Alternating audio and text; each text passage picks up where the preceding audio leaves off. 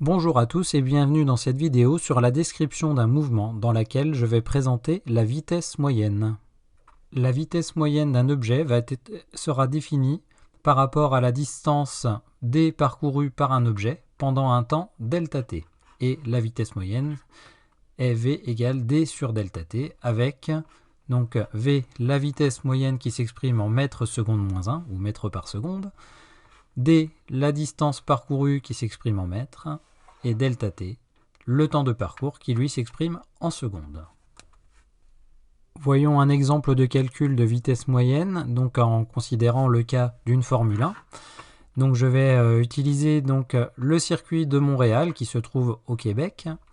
Et donc sur ce circuit, le record de vitesse a été établi par le Brésilien Rubens Barrichello en 2004 sur Ferrari.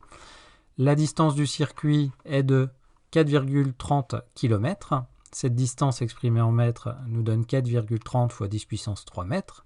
Et donc Rubens Barrichello a parcouru un tour de circuit en 1 minute et 14,622 secondes. Donc delta t. Je vais exprimer donc cette distance en secondes. 1 minute correspond à 60 secondes, donc 60 plus 14,622 me donne ici 74,622 secondes. À partir donc de la distance du circuit et du temps pour faire un tour, je vais pouvoir déterminer donc la vitesse moyenne de Rubens Barrichello sur le circuit. Donc V, ou Vm ici pour vitesse moyenne, est égal à grand D sur delta t. Je remplace D et delta t par leur valeur numérique. Donc Vm est égal à 4,30 fois 10 puissance 3 sur 74,622. J'ai 3 chiffres significatifs en haut, j'ai 5 chiffres significatifs en bas. Je vais donc en garder le plus petit nombre, c'est-à-dire 3. Et j'obtiens donc une vitesse ici qui est une vitesse moyenne de 57,6 mètres par seconde.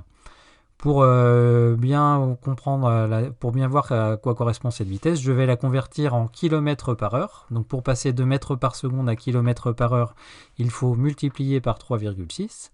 Et donc j'obtiens une vitesse en km par heure qui est de 207 km par heure. Ça veut dire qu'en moyenne, ici, si Rubens Barrichello avait une vitesse constante sur le circuit, il roulait en permanence à 207 km par heure pendant son tour. Évidemment, il n'a pas gardé cette vitesse en permanence. On voit bien qu'il y a ici un virage très serré, qu'il y a plusieurs chicanes dans le circuit. Donc la vitesse a changé à plusieurs moments pendant qu'il parcourait ce circuit. Et donc il faut utiliser une autre notion que la vitesse moyenne pour bien pouvoir étudier le mouvement de la voiture sur le circuit. C'est d'où l'intérêt de la vitesse instantanée.